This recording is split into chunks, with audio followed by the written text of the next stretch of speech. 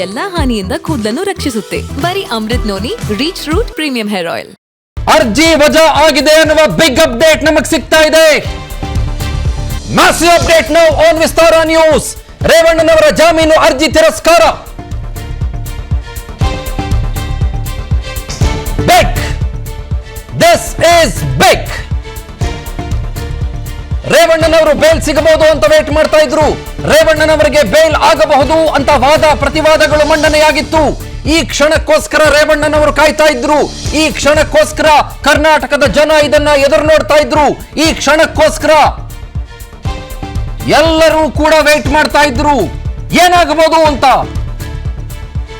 ರೇವಣ್ಣನವರಿಗೆ big shock. ರೇವಣ್ಣನವರ ಜಾಮೀನು ಅರ್ಜಿ ತಿರಸ್ಕಾರ. No bail for H D Revanna. ಇನ್ನು ಮುಂದೆ ಅವರು ಮಾಡಬೇಕಾಗಿರೋದು ಘನ ನ್ಯಾಯಾಲಯಕ್ಕೆ ಹೋಗಬೇಕಾಗಿರೋದು, ಅದು ಕರ್ನಾಟಕ ಸರ್ಕಾರದ high court.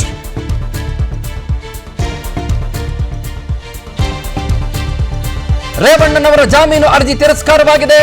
It has been rejected out rightly. For what reasons? For what reasons? ಅದು ಬಹಳ ಇಂಪಾರ್ಟೆಂಟ್ ಆಗುತ್ತೆ ಇವಾಗ. ಬಹುಶಃ ಈ ಇಡೀ ಸುದ್ದಿ ಸೂಕ್ಷ್ಮತೆಯನ್ನು ಗಮನಿಸಿರುವ ನ್ಯಾಯಮೂರ್ತಿಗಳು ಸಂತೋಷ್ ಗಜಾನನ ಹೆಗಡೆ ಅವರು ಮತ್ತು ಇಲ್ಲಿ ಒಬ್ಬ ಹೆಣ್ಮಗಳಿರುವಾಗ, ಆ ಹೆಣ್ಮಗಳ ಮೇಲೆ ಆಗಿರಬಹುದಾದಂತ ದೌರ್ಜನ್ಯದ ಬಗ್ಗೆ ಚರ್ಚೆ ಆಗ್ತಾ ಇರುವಾಗ ಮತ್ತು ಸುಮಾರು 2000-3000 ವಿಡಿಯೋಸ್ ಅಂತ ಹೇಳ್ತಾ ಇರುವಾಗ, ಅದರ ಜೊತೆಗೆ in one of the videos ಆ ಹೆಣ್ಮಗಳು ಕೂಡ ಇದ್ದಾಳೆ. ಆ ಹೆಣ್ಮಗಳಿಗೆ ಬಹಳ ಬಹಳ ಬಹಳ ಆತಂಕವಾಗಿದೆ. ಆ ಹೆಣ್ಮಗಳನ್ನ ಕಿಡ್ನಾಪ್ ಮಾಡಲಾಗಿದೆ, ಆ ಹೆಣ್ಮಗಳ ಮೇಲೆ ಹಲ್ಲೆ ನಡೆಸಲಾಗಿದೆ ಅನ್ನುವ ಆರೋಪಗಳೆಲ್ಲ ಕೇಳಿ ಬಂದಾಗ, ಅದರ ಜೊತೆಗೆ ಆ ಹೆಣ್ಮಗಳು ಇವತ್ತು ಕಾಳೇನಹಳ್ಳಿಯಲ್ಲಿ ಪತ್ತೆ ಆಗಿದ್ದಾರೆ ಅನ್ನೋದು ಗೊತ್ತಾದಾಗ ಆ ವಿಚಾರವನ್ನ SIT ಸ್ಪೆಷಲ್ ಪಬ್ಲಿಕ್ ಪ್ರಾಸಿಕ್ಯೂಟರ್ ಆಗಿರುವಂತಹ BN ಜಗದೀಶ್ ಅವರಿಗೆ ಮುಟ್ಟಿಸಿದಾಗ SSP ಅದನ್ನ ಸ್ಪಷ್ಟವಾಗಿ ಹೇಳಿರ್ತಾರೆ. ಏನು ನೋಡಿ ಸ್ವಾಮಿ, ಆ ಹೆಣ್ಮಗಳು ಕಿಡ್ನಾಪ್ ಆಗಿದ್ಲು, ಆ ಹೆಣ್ಮಗಳು ಇವಾಗ ಪತ್ತೆಯಾಗಿದ್ದಾಳೆ.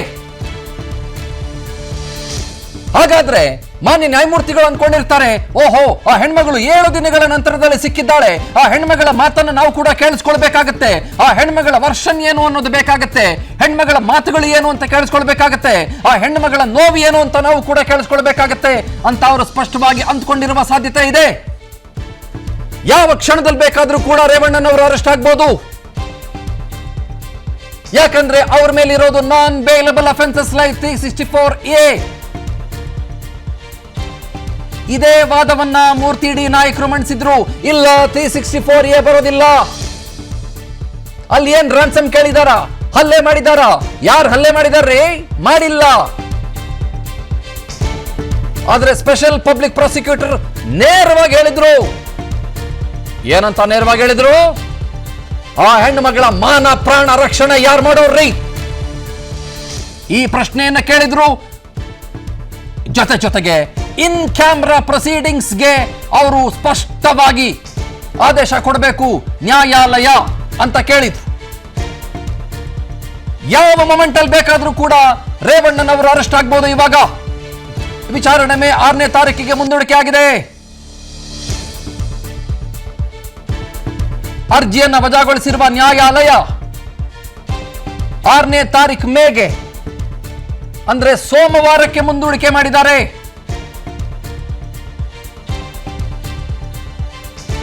It's a big shock. Revanna ಅವರ ಅರೆಸ್ಟ್ ಫಿಕ್ಸ್ ಆಗಿದೆ. ಲೈಂಗಿಕ ದೌರ್ಜನ್ಯದ ಕೇಸಲ್ಲಿ ರೇವಣ್ಣ ಅವರ ಬಂಧನ ಆಲ್ಮೋಸ್ಟ್ ಫಿಕ್ಸ್. ಯಾಕಂದ್ರೆ ಅವರ ವಿರುದ್ಧ ಇರೋದು ಎಲ್ಲವೂ ಕೂಡ ನಾನ್ ಬೇಲಬಲ್ ಅಫೆನ್ಸಸ್. ಇದು ಬಹಳ ದೊಡ್ಡ ಆಘಾತ ಅವರಿಗೆ ಮತ್ತು ಅವರ ಕುಟುಂಬಕ್ಕೆ. ಈ ಕ್ಷಣದಲ್ಲಿ ಎಲ್ಲಿದ್ದೀರಿ ರೇವಣ್ಣ ಅವರೇ ಗೊತ್ತಿಲ್ಲ. ಇವತ್ತು ಶನಿವಾರ, ಖಂಡಿತ ಬರ್ಲಿಕ್ಕಿಲ್ಲ. ಸೋಮವಾರ ಬಹುಶಃ ಅವರು ಹೈಕೋರ್ಟ್ಗೆ ಮೂವ್ ಮಾಡ್ತಾರೆ. ಬುಧವಾರ ಸಂಜೆಯಿಂದ ಅವರು ತಲೆಮರೆಸಿಕೊಂಡಿದ್ದಾರೆ ರೇವಣ್ಣನವರು.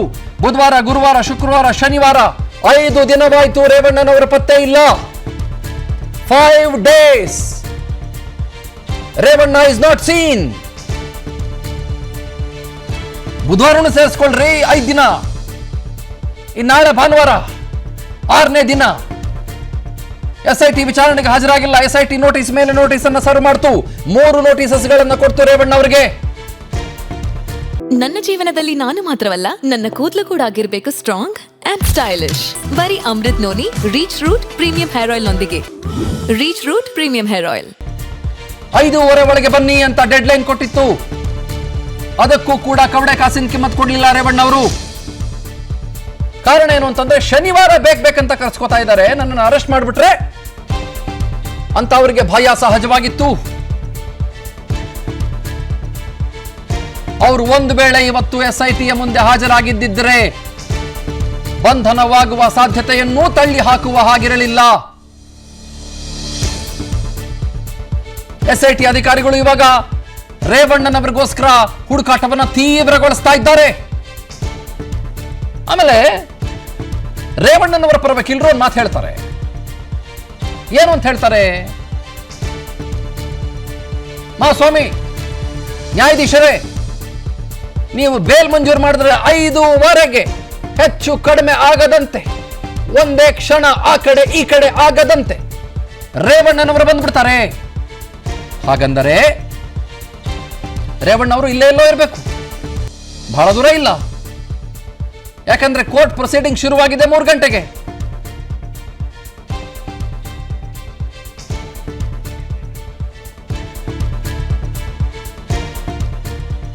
ಬಲಗಡೆ ಭಾಗದಲ್ಲಿ ಇನ್ನೊಂದು ಫುಟೇಜ್ ಗಮನಿಸ್ತಾ ಇದ್ದೀರಿ ತಾವು.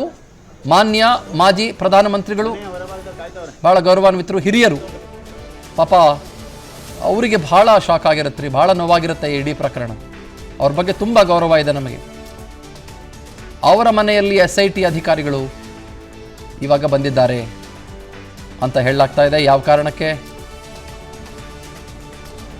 Not very sure.